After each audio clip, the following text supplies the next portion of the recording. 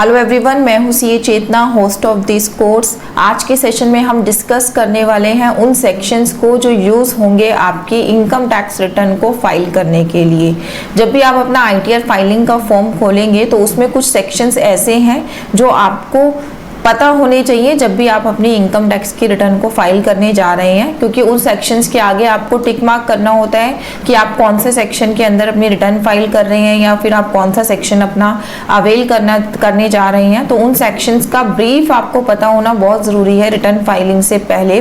तो ये जो हमारा सेशन है ये इसी चीज़ के लिए डेडिकेटेड है। इस सेशन में मैं आपको बहुत डिटेल में नहीं, बट हाँ हर एक सेक्शन का ब्रीफ मैं आपको दे दूंगी कि कौन से सेक्शन में क्या बात कही गई है, सो दैट जब आप अपनी इनकम टैक्स की रिटर्न को फाइल करने लगेंगे तो किसी भी तरीके की कोई आपको प्रॉब्लम फेस नहीं करनी पड़ेगी। सो इसमें हम किस तरीके के सेक्शंस को डिस्कस करने वाले हैं, जैसे हमारे सेक्शन 139 सेक्शंस होते हैं। 139 के अंदर जो सब सेक्शंस होते हैं, जैसे कि आप रिटर्न ओरिजिनल फाइल कर रहे हैं, रिवाइज, बिलेटेड, तो कौन सा सेक्शन किस चीज को डील करता है वो सब चीजें, प्लस आपको कोई नोटिस आया है तब आप रिटर्न फाइल कर रहे हैं या फिर अपने मर्जी से आप अपनी इनकम टैक्स की रिटर्न फाइल कर रहे हैं, वो सब चीजें। इसके अलावा आपको रिटर्न फाइल करनी चाहिए या नहीं करनी चाहिए, आप कौन से प्रोवाइजो के अंदर अपनी इनकम टैक्स की रिटर्न को फाइल कर रहे हैं, प्लस अगर आपको रिलीफ क्लेम करना है अंडर सेक्शन 89, यानी कि जब आपको अरियर सैलरी मिल रही है या एडवांस सैलरी मिल रही है, आपको कोई ग्रेजुटी मिल रही है, अरियर्स मिल रहा है ग्रेजुटी का, तो वहाँ पर टैक्स को सेव करने के लिए हम अपना रिलीफ कैलकुलेट करते हैं सेक्शन 89 का। तो वो आप कैसे कैलकुलेट करेंगे, कैसे आप क्लेम करेंगे, तो वो जो आपके मिनी सेक्शंस होते हैं वो सब हम इस सेशन में डिस्कस करेंगे। Again I am saying in sections का मैं आपको जस्ट एक ब्रीफ दूंगी, क्योंकि अगर मैं डिटेल में जाऊंगी तो हमारी एक वीडियो बहुत लेंथी हो जाएगी एंड आई डोंट थिंक कि रिटर्न के लिए आपको बहुत ज़्यादा डेप्थ नॉलेज की ज़रूरत है इन सब सेक्शंस की। सो जिस सेक्शन की आपको जितनी रिक्वायरमेंट होगी, जितनी आपको नॉलेज चाहिए, उसके अकॉर्डिंग ही हम इस सेशन में बात करने वाले हैं। सो आइए वीडियो को स्टार्ट कर लेते हैं।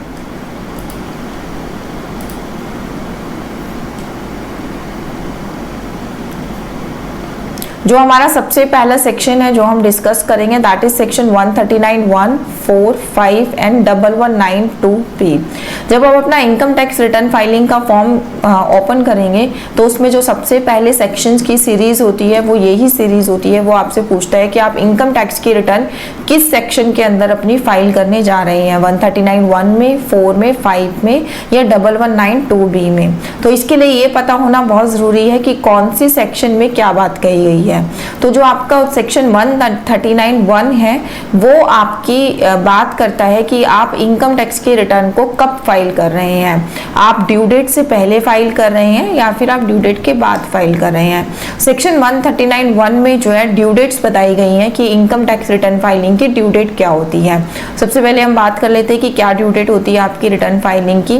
Where assessee other than assessee refer to in clause 2 is a company, a person whose accounts are required to be audited under the Income Tax Act, a partner of a firm whose accounts are required to be audited under the Income Tax Act।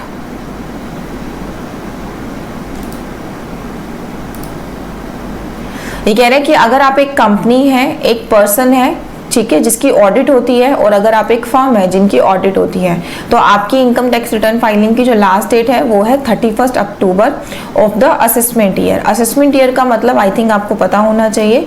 Assessment year का यहाँ पे मतलब है जो भी आपका financial year होता है उससे जो जस्ट नेक्स्ट ईयर हमारा होता है वो असेसमेंट ईयर होता है उस फाइनेंशियल ईयर से रिलेटेड। यानी कि फाइनेंशियल ईयर 2023-24 की अगर मैं बात करूँ तो उसका जो असेसमेंट ईयर है वो है आपका 2024-25। तो ये कह रहे हैं कि अगर आप एक कंपनी है, एक ऐसे पर्सन है जिसकी ऑडिट होती है, या फिर एक फर्म में पार्टनर है जिसकी ऑडिट होती है, तो आपकी इनकम टैक्स रिटर्न फाइलिंग की जो लास्ट डेट है वो है 31 October of the assessment year. Okay, got the point. अब नेक्स्ट इन्होंने बताया है in case of assessee including the partner of a firm और the spouse of such partner being such assessee who is required to furnish a report referred to in section 92E। अगर आप इस तरीके के assessee है जिनको report file करनी होती है अंडर सेक्शन 92E, तो वो उनकी जो लास्ट डेट है इनकम टैक्स रिटर्न फाइलिंग की वो है आपकी 30th November of the assessment year. ठीक है, लास्ट डेट है ये आपके लिए इंपॉर्टेंट है अगर आप ITR 1 फाइल कर रहे हैं तो, कि अगर आप इन दोनों के अलावा कोई और ही असेसी है, आपकी कोई ऐसी कंपनी से रिलेशन नहीं है जिसका ऑडिट होने वाला है, या फिर कोई ऐसी फर्म में पार्टनर नहीं है जिसका ऑडिट होता है, आपका भी ऑडिट नहीं होना है, आप एक नॉर्मल टैक्स पेयर हैं, ठीक है, तो आपकी जो लास्ट डेट है इनकम टैक्स रिटर्न फाइलिंग की, that is 31st July of the assessment year. If we are talking about financial year 2023-24 तो आपकी रिटर्न फाइलिंग की लास्ट डेट है 31st July 2024 in case you are a assessee other than the assessee whose audits is required। ठीक है, तो ये clear हो गया सबको कि ड्यू डेट्स क्या है हमारी इनकम टैक्स रिटर्न फाइलिंग की। तो आप ITR 1 फाइल करने जा रहे हैं तो आपके लिए जो लास्ट डेट है वो 31st जुलाई है, आपको सिर्फ इतना ही अपने माइंड में रखना है। और अगर आप इस ड्यू डेट से पहले 31st जुलाई से पहले अपने इनकम टैक्स की रिटर्न को फाइल कर रहे हैं तो आपको कौन सा सेक्शन सेलेक्ट करना है, सेक्शन 139(1), क्योंकि सेक्शन 139(1) आपकी बात करता है कि आप ड्यू डेट से पहले अपनी इनकम टैक्स की रिटर्न को फाइल कर रहे हैं। नेक्स्ट सेक्शन बात करता है सेक्शन 139(4) बिलेटेड रिटर्न के बारे में। बिलेटेड रिटर्न का मतलब यहाँ पे क्या है, बिलेटेड वर्ड का क्या मतलब होता है कि आपका जो ड्यू डेट था वो आपका जा चुका है, उसके बाद आप अपनी रिटर्न को फाइल कर रहे हैं तो उसका मतलब हो गया बिलेटेड रिटर्न, कि आप ड्यू डेट के बाद अपनी रिटर्न फाइल कर रहे हैं बट आप रिटर्न फाइल कर सकते हैं। ओके, क्योंकि ऐसा नहीं है कि आप कभी भी उठा के अपनी इनकम टैक्स की रिटर्न को फाइल कर दें एज अ बिलेटेड रिटर्न। इसका भी एक टाइम पीरियड होता है कि आप इतने ही टाइम में अपनी इनकम टैक्स की रिटर्न को as a belated return file कर सकते हैं। तो बिलेटेड रिटर्न का मतलब क्या है कि आप ड्यू डेट तो आपकी निकल गई, यानी कि 31st जुलाई आपकी जा चुकी है, आप 31st जुलाई 24 के बाद अपनी इनकम टैक्स की रिटर्न को फाइल कर रहे हैं, बट उस पर्टिकुलर टाइम से पहले ड्यू डेट फाइल कर रहे हैं जो कि लॉ में गिवन है कि इससे पहले आप अपनी बिलेटेड रिटर्न को फाइल कर सकते हैं। वो टाइम लिमिट क्या है अब वो बात कर लेते हैं। Any person who has not furnished return within the time allowed to him under section 139(1) यानी कि 31st July may furnish the return for any previous year at any time before 3 months prior to end of relevant assessment year। ठीक है, before the completion of assessment year which ever is early year. ये दोनों क्या condition दी गई है कि आप कब तक फाइल कर सकते हैं अपनी बिलेटेड रिटर्न, या तो आप 3 महीने पहले, असेसमेंट ईयर कंप्लीट होने के 3 महीने पहले। अगर मैं 2023-24 फाइनेंशियल ईयर की बात करती हूँ तो उसका असेसमेंट ईयर कब कंप्लीट होता है, 31 मार्च 2025 में उस फाइनेंशियल ईयर का असेसमेंट ईयर आपका कंप्लीट हो जाता है। तो 31 मार्च 2025 के 3 महीने पहले यानी कि 31 दिसंबर 2024 तक आप अपनी बिलेटेड रिटर्न को फाइल कर सकते हैं, उसके बाद आप अपनी बिलेटेड रिटर्न को फाइल नहीं कर पाएंगे। तो ये जो सेक्शन 139(4) कहता है कि अगर आप अपनी इनकम टैक्स की रिटर्न को ड्यू डेट के तो बाद फाइल कर रहे हैं, 31 जुलाई के बाद फाइल कर रहे हैं इसका मतलब, लेकिन 31 दिसंबर से पहले फाइल कर रहे हैं, तो आप इस वाले सेक्शन पे टिक करेंगे कि आप बिलेटेड रिटर्न को फाइल करने जा रहे हैं। ओके, इसमें मैंने ये भी दिया हुआ है कि बिलेटेड रिटर्न जब आप फाइल करते हैं तो आपको क्या क्या प्रॉब्लम फेस हो सकती है। तो ये सब आपकी बात की बातें हैं, अगर आप ये पढ़ना चाहते हैं तो ये कंटेंट आपको इस कोर्स के साथ मिलेगा, आप डिटेल में इसको स्टडी कर सकते हैं। नेक्स्ट सेक्शन है सेक्शन 139(5) रिवाइज रिटर्न। इसके नाम से ही पता लग रहा है कि आप ऑलरेडी रिटर्न फाइल कर चुके हैं, अगर उसको आप रिवाइज करना चाहते हैं तो वो सेक्शन है सेक्शन 139(5). अगर आप अपनी ITR 1 को फाइल कर रहे हैं और as a revise return file कर रहे हैं तो आपको इस सेक्शन के ऊपर टिक करना है। ये जो सेक्शंस हैं ये सभी ITR फॉर्म्स के ऊपर एप्लीकेबल होते हैं, वेदर इट इज ITR 1, 2, 3, 4, और आपको हर एक ITR फॉर्म में ये आपसे पूछा जाएगा कि आप कौन से सेक्शन के अंदर अपनी इनकम टैक्स की रिटर्न को फाइल कर रहे हैं। तो आपको इसी के अकॉर्डिंग जो है उस पर टिक करना है कि आप ड्यू डेट से पहले फाइल कर रहे हो, ड्यू डेट के बाद फाइल कर रहे हो, या रिवाइज रिटर्न फाइल कर रहे हो। ठीक है, रिवाइज रिटर्न को फाइल करने का भी जो क्राइटेरिया है कि आप कब तक रिवाइज कर सकते हैं वो भी है before the 3 months prior to end of relevant assessment year. इसका मतलब 31 जुलाई 2024 से पहले आप अपनी इनकम टैक्स की रिटर्न को रिवाइज कर सकते हैं फॉर द फाइनेंशियल ईयर 2023-24। उसके बाद आप इस इनकम टैक्स की रिटर्न को रिवाइज नहीं कर पाएंगे। ओके, तो ये तीनों सेक्शन हमने यहाँ पे क्लियर कर लिए हैं। नेक्स्ट सेक्शन है आपका section 1192B after condonation of delay. ये सेक्शन थोड़ा आपका हटके है। मैं अगर वैसे बात करूं तो 0.5% असेसी ऐसे होंगे जो इस सेक्शन के अंदर अपने इनकम टैक्स की रिटर्न को फाइल करते होंगे या फिर इससे भी कम होंगे। ये सेक्शन आपको एक ऐसा राइट प्रोवाइड करता है कि आपकी इनकम टैक्स रिटर्न फाइल करने की सारी तरीके की ड्यू डेट्स जा चुकी हैं, यानी कि ओरिजिनल रिटर्न फाइल करने की भी ड्यू डेट जा चुकी है, बिलेटेड रिटर्न फाइल करने की भी ड्यू डेट जा चुकी है। लेकिन अब आपको याद आ रहा है कि आपको तो अपनी इनकम टैक्स की रिटर्न को फाइल कर देना चाहिए था, तो उसके लिए गवर्नमेंट ने आपको एक ऑप्शन दिया है कि आप जो है ऑनलाइन एक कंडोनेशन रिक्वेस्ट रेज कर सकते हैं। ठीक है, कंडोनेशन रिक्वेस्ट रेज करने के बाद आपका जो आईटीओ है, जो इनकम टैक्स ऑफिसर है, आप अगर उसको जो आप रीजन देंगे कि आपने अपने इनकम टैक्स की रिटर्न को क्यों फाइल नहीं किया था, तो वो अगर उस रीजन से सेटिस्फाई होता है तो वो आपको ऑप्शन दे देता है कि अब आप अपनी इनकम टैक्स की रिटर्न फाइल कर दो, आप अपने इनकम टैक्स की return even after due date भी फाइल कर पाएंगे। तो उस केस में अगर आप अपनी इनकम टैक्स की रिटर्न को फाइल कर रहे हैं तो वहां पर आपको जो सेक्शन सिलेक्ट करना होगा वो होगा सेक्शन 1192B। ये सेक्शन, इस सेक्शन के अंदर बहुत रेयर रिटर्न फाइलिंग्स होती हैं, इसलिए मैं आपको बोल रही हूँ कि ये सेक्शन इतना आपको यूज में नहीं आएगा। बट मैंने आपको बता दिया कि अगर आप कंडोनेशन रिक्वेस्ट को रेज करने के बाद और अगर आपकी कंडोनेशन रिक्वेस्ट एक्सेप्ट हो जाती है, आपको आपका आईटीओ ऑप्शन देता है कि आप अपने रिटर्न को फाइल कर सकते हैं, तो उस केस में जब आप रिटर्न फाइल करेंगे तो आपको ये वाला सेक्शन जो है सिलेक्ट करना है। इसकी भी अपनी एक टाइम लिमिट्स होती है कि कब तक आपको कंडोनेशन रिक्वेस्ट रेज करनी होती है, कैसे आपको अप्रूवल मिलेगी, किसकी जो है वो राइट्स हैं कि आपको अप्रूवल देगा, तो ये सब आपको इस सारे कंटेंट में मिल जाएगा। ये कंटेंट आपको प्रोवाइड कर दिया जाएगा, आप इसको पढ़ सकते हैं। तो अभी हमने 4 सेक्शन अपने क्लियर कर लिए। Section 139(1), 4, 5, 1192B। 139(1) बोलता है कि आपको ड्यू डेट से पहले रिटर्न फाइल कर रहे हैं तो आप इस पे टिक करेंगे। अगर आप बिलेटेड रिटर्न फाइल कर रहे हैं ड्यू डेट के बाद तो आप इस पे टिक करेंगे। अगर आप अपने इनकम टैक्स की रिटर्न को रिवाइज कर रहे हैं तो आप इस पे टिक करेंगे।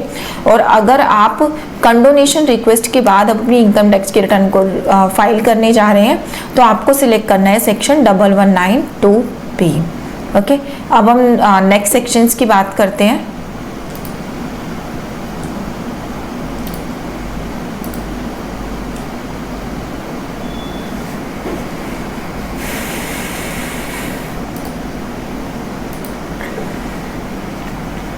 Our next section is section 139(9), 142(1) and 148।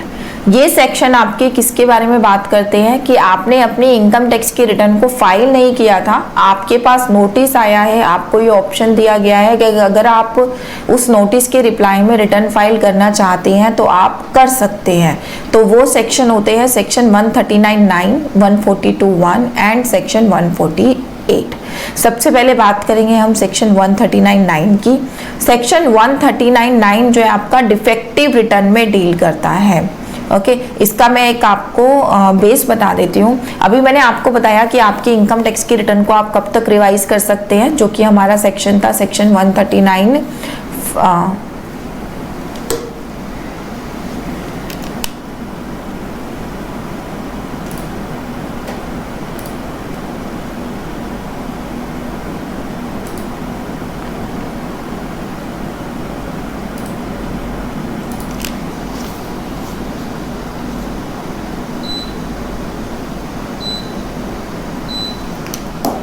जो कि हमारा सेक्शन था 139(5).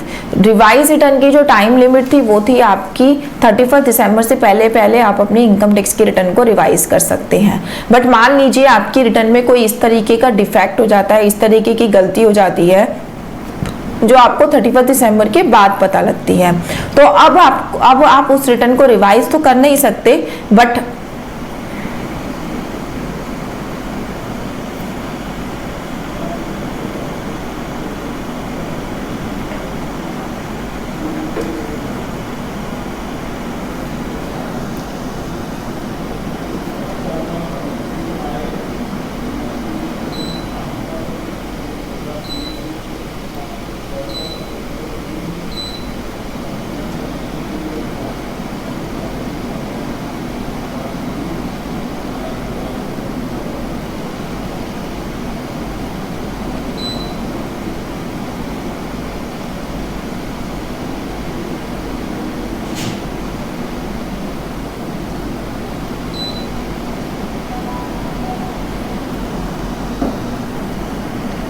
सबसे पहले हम बात करेंगे सेक्शन 139(9) की, दैट इज डिफेक्टिव रिटर्न।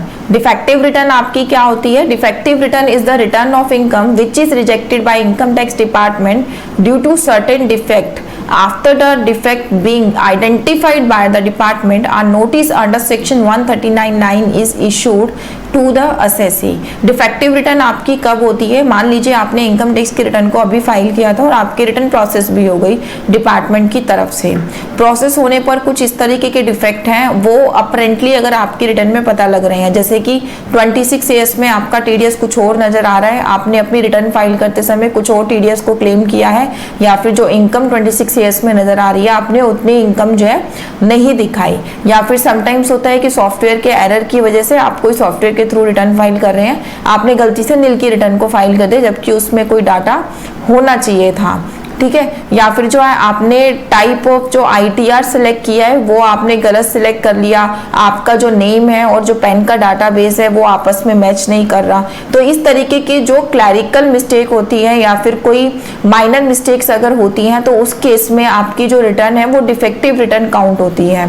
तो ऐसे में आपके पास मेल आ जाती है कि जो आपकी रिटर्न है वो डिफेक्टिव रिटर्न है, तो उस केस में आपको उस रिटर्न को दोबारा फाइल करना होता है डिपार्टमेंट के पोर्टल पर। तो जब आप रिटर्न को बनाकर दोबारा फाइल करते हैं तो उस केस में आप जो सेक्शन सेलेक्ट करेंगे वो सिलेक्ट करेंगे आप सेक्शन 139(9). जब इस तरीके का आपको डिफेक्टिव का कोई नोटिस आएगा या मेल आएगी आपको डिपार्टमेंट की तरफ से और आप अगर अपनी रिटर्न को फाइल करेंगे तो उस केस में आपको डिफेक्टिव रिटर्न का जो भी नंबर लिख के आ रहा है, नोटिस नंबर वगैरह, वो सब भी मेंशन करना होता है रिटर्न फाइलिंग को स्टार्ट करते वक्त। तो अगर आप अपनी डिफेक्टिव रिटर्न का अपना रिप्लाई डाल रहे हैं, डिफेक्टिव रिटर्न का रिस्पॉन्स डाल रहे हैं, तो आपको सिलेक्ट करना है सेक्शन 139(9). ओके, डिफेक्टिव रिटर्न को फाइल करने के लिए भी टाइम लिमिट दी गई है कि आपको 15 डेज के अंदर अंदर इस रिटर्न को फाइल कर देना होता है। अदरवाइज ये मान लिया जाता है कि आपने इनकम टैक्स की रिटर्न को फाइल ही नहीं किया, फिर उस केस में आपको ये वाली रिटर्न आपकी रिजेक्ट कर देंगे, डिपार्टमेंट इनवैलिड हो जाएगी ये वाली रिटर्न। फिर उसके बाद आपको as a fresh original return को अपनी फाइल करना होगा, रिवाइज रिटर्न फाइल नहीं करनी होगी, एज अ ओरिजिनल रिटर्न ही आपकी फाइल होगी डिफेक्टिव रिटर्न के बाद। क्योंकि डिफेक्टिव रिटर्न एक बार आपकी अगर हो जाती है तो ये माना जाता है कि आपकी रिटर्न इनवैलिड हो गई है, पहले वाली रिटर्न का कोई मायने ही नहीं है, अब आपको फ्रेश तरीके से ओरिजिनल रिटर्न को अपनी फाइल करना है। नेक्स्ट सेक्शन है आपका section 142(1). Section 142(1) of the Income Tax Act empower Income Tax Authority to issue notice for more clarification and for further detail about where a return has been filed, or if the return has not been filed, then to furnish a required information in the prescribed manner. Sometimes आपको notice आता है under section 142(1). Section 142(1) का notice आपको कभी भी आ सकता है, चाहे आपने इनकम टैक्स की रिटर्न को फाइल किया है या फिर नहीं फाइल किया है। अगर आपने अपनी इनकम टैक्स की रिटर्न को फाइल नहीं किया है और आपको कोई ऐसे मैटर को लेकर नोटिस आया है कि आपको रिटर्न फाइल करनी चाहिए थी, तो उस केस में जब आप अपनी इनकम टैक्स की रिटर्न को फाइल करते हैं कि आप इस सेक्शन को रेफर करते हुए रिटर्न फाइल करने जा रहे हैं, तो आपको सिलेक्ट करना होता है सेक्शन 142(1). सेक्शन 142(1) सिलेक्ट करने के बाद भी आपको नीचे नोटिस की डिटेल मांगेगा कि कौन सी नोटिस के रेफर में आप अपनी इनकम टैक्स की रिटर्न को फाइल कर रहे हैं, तो वो सारी जो आपको नोटिस की रेफरेंस है वो आपको देनी पड़ेगी आईटीआर फाइलिंग फॉर्म के अंदर ही। प्रैक्टिकली ये चीज़ कहाँ होती है और कैसे आपको करनी है, ये जब हम नेक्स्ट टू नेक्स्ट सेशन में रिटर्न फाइलिंग की बात करेंगे, रिटर्न का फॉर्म मैं आपको पूरा बताऊंगी प्रैक्टिकली कि कैसे कैसे हमें फाइल करना है, तब मैं एक बार फिर से इन सेक्शंस को रेफर करूंगी। यहाँ पर मैं आपको ब्रीफ दे रही हूँ सो दैट आपको क्लैरिटी रहे कि कौन से सेक्शन में क्या बात कही गई है। इसमें भी पूरा बताया गया है कि आपको कब तक रिप्लाई देना है, कितनी पेनल्टी है अगर आप रिप्लाई नहीं देंगे, तो ये सब चीज़ें आप इजीली समझ पाएंगे, ये कंटेंट आपको मिल जाएगा। नेक्स्ट सेक्शन है आपका section 148। Section 148 of Income Tax Act deal with issuance of notice by the AO to taxpayer whose income is deemed to have escaped assessment. Under the notice, AO may ask for income tax return for the assessee, an individual income tax return beside the assessee, the detail of his or her income tax return within such period as may be specified. ठीक है, assessee must furnish the return within the 30 days of specified in the notice. ठीक है, section 148 किस चीज के बारे में बात करता है? अगर डिपार्टमेंट को ऐसा लगता है कि आपकी इनकम है और आप अपने इनकम टैक्स की रिटर्न को नहीं फाइल किया है तो आपको नोटिस सेंड किया जाएगा अंडर सेक्शन 48, जिसमें वो आपको बोलेंगे कि आपकी हमारे अकॉर्डिंग आपकी कोई एस्केप्ड असेसमेंट है, कोई आपकी एस्केप्ड इनकम है, तो उस केस में आपको अगर इनकम टैक्स की रिटर्न फाइल करने का ऑप्शन दिया जाता है तो आप सेक्शन 148 के अंदर इस रिटर्न को फाइल कर सकते हैं। जो सेक्शन 142(1) है और सेक्शन 148 है, अगर मैं लेमन में आपको बोलूं तो दोनों one of the same thing है कि अगर आपको सेक्शन नोटिस आता है डिपार्टमेंट की तरफ से अंडर सेक्शन 142, तो अगर आप 142 के रिस्पॉन्स में रिटर्न फाइल कर रहे हैं तो आप 142(1) को सिलेक्ट करेंगे। अगर आप 148 के रिस्पॉन्स में रिटर्न को फाइल कर रहे हैं तो आप 148 को सिलेक्ट करके नीचे अपने सारे नोटिस की डिटेल डालकर फिर आप अपनी इनकम टैक्स की रिटर्न को फाइल कर देंगे।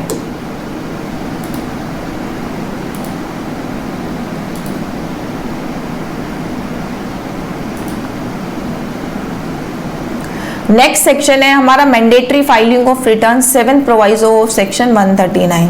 ये सेक्शन आपके लिए इंपॉर्टेंट है। ये इंपॉर्टेंट इसलिए नहीं है कि आपको रिटर्न फाइलिंग में हेल्प होगी या फिर रिटर्न फाइल करते समय आपको दिक्कत आएगी अगर आप इसको सेक्शन के बारे में नहीं पता होगा तो। ये सेक्शन आपके लिए इसलिए भी इंपॉर्टेंट है क्योंकि ये सेक्शन बताता है कि आपको इनकम टैक्स की रिटर्न को कब फाइल करना है और कब आपको इनकम टैक्स की रिटर्न को फाइल नहीं करना। इन सब चीजों के बारे में हम 7th प्रोवाइजो टू सेक्शन 139(1) में बात करते हैं। समटाइम्स आपको ये कंफ्यूजन होती है कि आपकी जो इनकम है वो तो बहुत कम है, तो क्या आपको इनकम टैक्स की रिटर्न फाइल करनी चाहिए, नहीं करनी चाहिए? अगर आप नहीं करते तो कल को आपको नोटिस तो नहीं फेस करना पड़ेगा, या फिर अगर आप रिटर्न तो फाइल करना चाहते हैं बट आपकी इनकम इतनी नहीं है तो क्या आप रिटर्न फाइल कर सकते हैं? तो इन सब क्वेश्चंस के जो आंसर देता है वो देता है 7th proviso of section 139(1).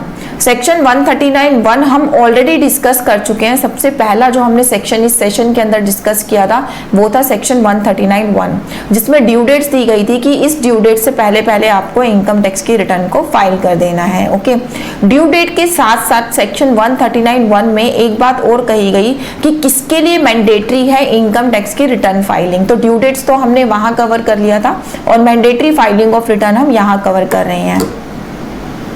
As per section 139(1) of Income Tax Act, income tax return filing is mandatory for certain class of people mentioned below, company or a firm, a person other than company or a firm, if his total income during the previous year exceed the minimum exemption limit not chargeable to tax. Section 139(1) कहता है कि अगर आप एक company है या फिर आप एक फर्म है, यानी कि आप पार्टनरशिप फर्म है, तो आपके लिए इनकम टैक्स की रिटर्न फाइल करना मैंडेटरी है, चाहे आपकी इनकम 1 रुपये ही क्यों ना हो, चाहे आपकी इनकम नेगेटिव में है, पॉजिटिव है, आपके लिए इनकम टैक्स की रिटर्न फाइल करना मैंडेटरी है। बट अगर आप एक इंडिविजुअल टैक्स पेयर हैं तो आपके केस में जो रिटर्न फाइलिंग की मैंडेटरी कंडीशन आती है वो आती है कि अगर आपकी total income, okay, total income की यहाँ पे बात कर रहे हैं। बार बार मैं इस वर्ड पे फोकस इसलिए कर रही हूँ क्योंकि अब आगे चलकर हमें ये भी देखना है कि आपको टोटल इनकम कैलकुलेट कैसे करनी है। अगर आपकी टोटल इनकम आपकी मिनिमम एग्जेम्पशन लिमिट से ज्यादा है तो आपके लिए mandatory income tax return file करना है, अदरवाइज आप अवॉइड भी कर सकते हैं रिटर्न फाइलिंग को। अब बात कर लेते हैं कि टोटल इनकम आपकी क्या होती है। टोटल इनकम जब आप अपनी कैलकुलेट करेंगे तो आपको अपनी सारी इनकम को ऐड कर लेना है, चाहे वो आपकी सैलरी की इनकम है, चाहे आपकी अदर सोर्सेज है, चाहे एग्जाम्प्ट इनकम है, चाहे पीजीपीपी है, चाहे हाउस प्रॉपर्टी की इनकम है, कैपिटल गेन है। आपको सारी इनकम्स को अपनी ऐड ऑन करना है और उसमें से आप किसी भी तरीके की कोई भी डिडक्शंस को लेस नहीं करेंगे। जो हमने डिडक्शन अपनी लास्ट सेशन में डिस्कस करी थी, सेक्शन 80C से लेकर 80U तक जितनी भी हमने डिडक्शन डिस्कस करी अपनी लास्ट सेशन में, तो वो आपको लेस नहीं करनी है टोटल इनकम में से, और ना ही आपको अंडर सेक्शन 54 to 54GB कि किसी भी तरीके की एग्जेम्पशन लेस करनी है अपनी टोटल इनकम में से। जस्ट आपको अपनी टोटल इनकम निकालनी है, सारी इनकम आपको ऐड कर लेनी है, कोई डिडक्शन आपको उसमें से लेस नहीं करनी है। फिर अगर वो आपकी total income basic exemption limit से ज़्यादा है तो आपको रिटर्न फाइल करना मैंडेटरी है। अब बेसिक एग्जेम्पशन लिमिट हमारी क्या होती है? देखिए बेसिक एग्जाम्पशन लिमिट हमारी होती है कि जिससे ऊपर जाने पर आपकी जो इनकम है वो टैक्सेबल है। अगर मैं अब हमारी दो टैक्स रिजीम है, एक ओल्ड टैक्स रिजीम और एक न्यू टैक्स रिजीम। पहले सिर्फ ओल्ड टैक्स रिजीम होती थी तो बेसिक एग्जाम्पशन लिमिट भी हमारी एक ही होती थी कि इससे ज़्यादा इनकम होगी तो आपको रिटर्न फाइल करनी है, इससे कम होगी तो रिटर्न फाइल नहीं करनी है। बट अब क्या है, आपकी दो स्लैब्स हैं, एक न्यू टैक्स रिजीम की, एक ओल्ड टैक्स रिजीम की। तो सबसे पहले बात करते हैं न्यू टैक्स रिजीम की। न्यू टैक्स रिजीम की जो आपकी स्लैब रेट है वो स्टार्ट होती है ₹3 लाख से। 3 लाख की इनकम पे आपको कोई टैक्स पे नहीं करना, 3 लाख से ज़्यादा इनकम होगी तो आपको टैक्स पे करना है।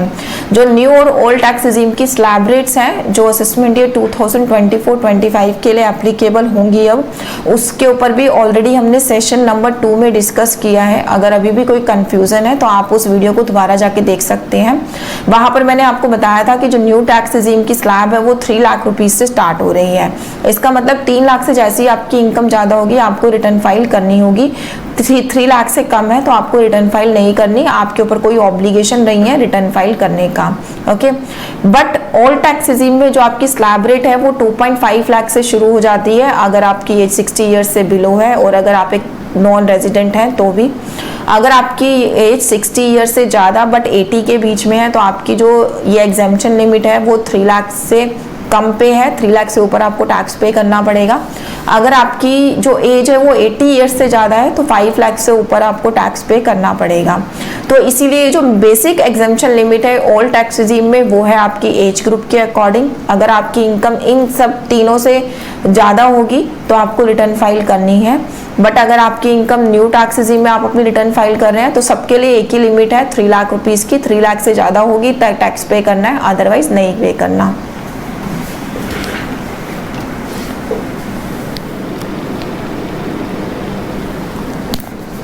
तो अदरवाइज नहीं पे करना। ओके, अब 7th प्रोवाइजो में क्या कहा गया ये तो हमने डिस्कस किया सेक्शन 139(1) कि आपको कब रिटर्न फाइल करनी है, कब आपको फाइल नहीं करनी।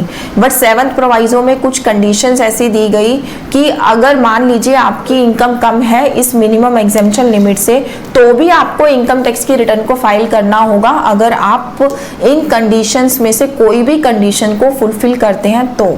ये कंडीशन आपकी क्या है? If you deposited an amount in excess of 1 crore in one or more current account maintained with the bank or cooperative bank, ये कह रहे हैं अगर आपके एक बैंक में या सारे बैंक्स में मिलाकर करंट अकाउंट की बात हो रही है यहाँ पे 1 करोड़ से ज़्यादा डिपॉजिट करा देते हैं तो आपको इनकम टैक्स की रिटर्न को फाइल करना है, चाहे आपकी इनकम 1 रुपी ही क्यों ना हो।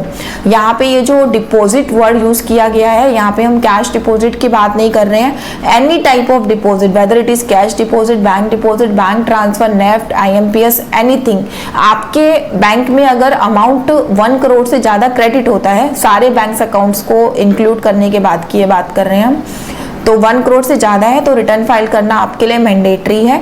अदरवाइज आपको रिटर्न फाइल करने की ज़रूरत नहीं है अगर इनकम बेसिक एग्जाम्पशन लिमिट से कम है तो। सेक्शन अगर आप ये क्राइटेरिया चेक करेंगे कि आपको रिटर्न फाइल करनी चाहिए या नहीं करनी चाहिए, तो सबसे पहले आपको यही चेक करना है कि आपकी जो इनकम है वो एग्जाम्पशन लिमिट से कम है या ज़्यादा है। ठीक है, सेकंड पॉइंट पे अगर आपकी इनकम कम है तो सेकंड लेवल पे आपको ये कंडीशंस चेक करनी है। अगर इसमें से कोई भी कंडीशन आप फुलफिल कर देते हैं तो आपके लिए रिटर्न फाइल करना मैंडेटरी है। सेकेंड कंडीशन उन्होंने बोला है has incurred expenditure in excess of 2 lakh for himself और any other person for travel to foreign country. अगर आपने फॉरेन ट्रैवलिंग में एक्सपेंस किया है, चाहे आप खुद गए हो चाहे आप किसी और पर्सन को आपने स्पॉन्सर किया हो, तो 2 लाख से अगर ज़्यादा आपने एक्सपेंस ऑफ किया है तब भी रिटर्न फाइल करना आपके लिए मैंडेटरी है। अगर आपने electricity bill during the year full year में 1 लाख से ज़्यादा पे कर दिया है तो भी इनकम टैक्स की रिटर्न फाइल करना आपके लिए मैंडेटरी है। अगर आपकी जो सेविंग अकाउंट है, सेविंग अकाउंट में अगर आपने 50 लाख से ज़्यादा अगर आपने डिपॉजिट कराए हैं तो भी आपके लिए रिटर्न फाइल करना मैंडेटरी है। अगर आपकी जो सेल है, टर्नओवर है, अगर आप बिजनेसमैन हैं, आपकी सेल 60 लाख से ज़्यादा है तो भी आपको इनकम टैक्स की रिटर्न फाइल करना मैंडेटरी है। अगर आप प्रोफेशनल है, बिजनेस नहीं है आपका, आपका प्रोफेशन है और आपकी जो ग्रॉस रिसिप्ट है वो 10 लाख से ज़्यादा है तो भी इनकम टैक्स की रिटर्न फाइल करना आपके लिए मैंडेटरी है।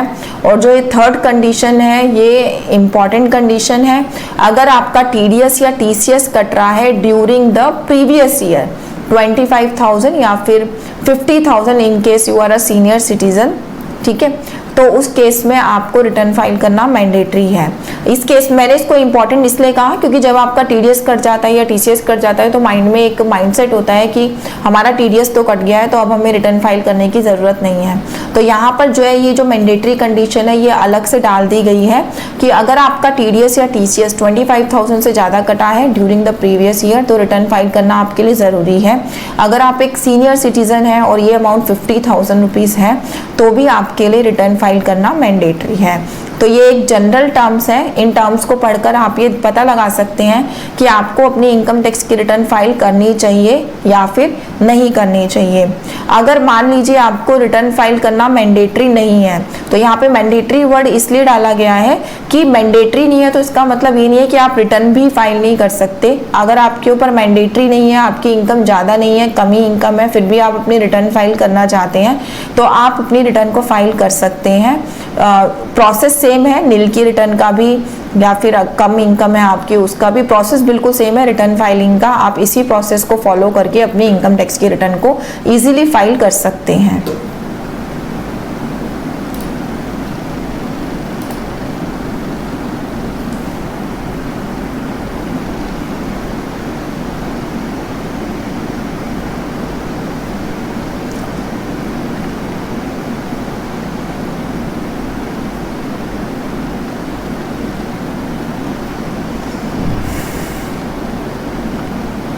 नेक्स्ट सेक्शन है आपका सेक्शन 234F। सेक्शन 234F जो है पेनल्टी की बात करता है कि अगर आप इनकम टैक्स की रिटर्न फाइल करने में आपने लेट कर दिया, ड्यू डेट आपकी जा चुकी है, आप अपनी इनकम टैक्स की रिटर्न को as a belated return file करने चाहते हैं तो आपको कितनी पेनल्टी पे करनी पड़ेगी। हमने ऑलरेडी डिस्कस किया था कि सेक्शन 139(4) में आप किस तरीके से बिलेटेड रिटर्न को फाइल कर सकते हैं, क्या आपकी टाइम लिमिट है। अब हमने इसमें कहीं पर भी पहले ये बात नहीं करी कि बिलेटेड रिटर्न फाइल करते समय आपको कितनी पेनल्टी पे करनी पड़ेगी, बट इसके लिए एक सेपरेट सेक्शन है, सेक्शन 234F। इसमें ये बताता है कि अगर आप बिलेटेड रिटर्न को फाइल कर रहे हैं तो आपको कितनी पेनल्टी फाइल करनी होगी। सेक्शन 139(1) के अकॉर्डिंग आपको इनकम टैक्स की रिटर्न अपनी 31 जुलाई 2024 तक फाइल कर देनी थी। मान लीजिए वो डेट आपकी रह जाती है, वो डेट निकल जाती है, तो उस केस में आपको अपनी रिटर्न जो है 31 जुलाई 24 तक फाइल आप कर सकते हैं, बट उसके लिए आपको पे करनी होगी पेनल्टी। पेनल्टी कितनी होगी? अगर आपकी इनकम 2.5 लाख से कम है, ठीक है, 2.5 लाख से अगर आपकी इनकम कम है और आपकी जो एज है वो भी 60 ईयर्स एंड बिलो है, ठीक है, 2.5 से कम है मतलब मिनिमम एग्जम्पशन लिमिट से अगर आपकी इनकम कम है तो आपको कोई पेनल्टी पे नहीं करनी, क्योंकि उस केस में क्या है, जैसा कि मैंने अभी आपसे डिस्कस किया, सेक्शन जो हमने अभी लास्ट सेक्शन डिस्कस किया है उसमें मैंने आपको बताया सेक्शन 139(1) में कि आपको कब कब रिटर्न फाइल करनी मैंडेटरी है। मान लीजिए आपके ऊपर रिटर्न फाइलिंग मैंडेटरी नहीं है लेकिन फिर भी आप अपनी इनकम टैक्स की रिटर्न को फाइल करना चाहते हैं, बट आपकी ड्यू डेट जा चुकी है, आप बिलेटेड रिटर्न के केस में रिटर्न फाइल कर रहे हैं, तो उस केस में आपको कोई भी पेनल्टी पे नहीं करनी, क्योंकि आपके ऊपर मैंडेटरी ऑब्लिगेशन नहीं थी रिटर्न फाइल करने की, आप अपने मन से रिटर्न को फाइल कर रहे हैं। तो उसमें जो भी हमने लिमिट्स डिस्कस करी कि 2.5 लाख 60 ईयर्स एंड बिलो के लिए है, 3 लाख आपकी 60 से अबव के लिए है, 5 लाख 80 ईयर्स से अबव के लिए है। तो इतना अगर आपकी इनकम होती है 2.5, 3 और 5 lakh as per your age group, तो आपको कोई भी पेनल्टी पे करने की ज़रूरत नहीं है। बट अगर आपकी इनकम इन सबसे ज़्यादा है और 5 लाख रुपीज़ से अगर आपकी इनकम कम है, टोटल इनकम बिलो 5 लाख, ठीक है, 5 लाख से अगर आपकी कम है इनकम और आप ड्यू डेट के बाद यानी कि 31 जुलाई के बाद रिटर्न को फाइल करते हैं तो आपको पेनल्टी पे करनी पड़ेगी 1000 रुपीज़, ओके। और अगर आप जो है ड्यू डेट के बाद रिटर्न फाइल कर रहे हैं और आपकी जो इनकम है वो 5 लाख से ज़्यादा है तो उस केस में आपको पेनल्टी पे करनी पड़ेगी 5000 रुपीज़। जो मैक्सिमम पेनल्टी है बिलेटेड रिटर्न को फाइल करने की वो है आपकी 5000 रुपीज़।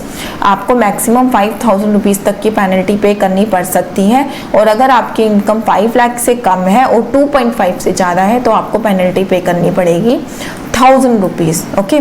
पहले आज से 3-4 3-4 साल पहले यहाँ पे 3 स्लैब रेट थे, 1000, 5000, 10,000, और जो ड्यू डेट्स थी वो भी जो है इन्होंने 31 जुलाई नहीं थे, तब तक हमारी 31 मार्च होती थी, और जो ड्यू डेट थी वो भी डिवाइडेड थी कि अगर आप 31 दिसंबर तक फाइल कर दोगे तो इतनी पेनल्टी पे करनी है, 31 मार्च तक फाइल करते हो तो इतनी करनी है। बट अब ये कॉन्सेप्ट जो है, ये सेक्शन जो है बहुत सिंपल कर दिया गया है। आपकी 2 ही पेनल्टी है, 1000 और 5000। 5 लाख से कम इनकम है तो 1000 रुपीज़ पेनल्टी दे दो, 5 लाख से ज़्यादा है तो 5000 रुपीज़ आपकी पेनल्टी लगने वाली है। ये देखिए, ये है आपका ITR 1 का फॉर्म, जो हमारी ITR 1 की यूटिलिटी है। यहाँ पे आपसे ये पूछ रहा है कि आप कौन से सेक्शन में रिटर्न फाइल कर रहे हैं, सेक्शन 139(1), 4, 5 या 1192B। ये चारों सेक्शन में आपसे डिस्कस कर चुकी हूँ, और आप सेक्शन 139(9) में कर रहे हैं in response of notice. Notice के सेक्शन भी हम सारे डिस्कस कर चुके हैं, सेक्शन 139(9), 142(1) एंड 148। ओके, तो इसीलिए मैंने इन सेक्शंस का आपको ब्रीफ दे दिया कि जब आप यहाँ पर सिलेक्शन करने लगेंगे तो आपको कोई भी कंफ्यूजन नहीं होगी कि कौन सा ऑप्शन आपको सिलेक्ट करना है। अपार्ट फ्रॉम दिस, जो हमने 7th प्रोवाइजो के बारे में पढ़ा, वो भी यहाँ पे देखिए आपसे पूछा जा रहा है कि आप इनकम टैक्स की रिटर्न को क्यों फाइल कर रहे हैं। Return filed under 7th proviso of section 139(1), expenditure of an amount and aggregate amount exceed 2 lakh rupees in travel of foreign country. तो यहाँ पर ये सारे आपसे ऑप्शन पूछ रहा है कि आप अपनी इनकम टैक्स की रिटर्न को क्यों फाइल कर रहे हैं। तो यहाँ पर भी जब आप येस नो क्लिक करेंगे तो इस सेक्शन के बारे में आपको पता होना जरूरी है। तो ये सेक्शंस हम डिस्कस कर चुके हैं अभी तक।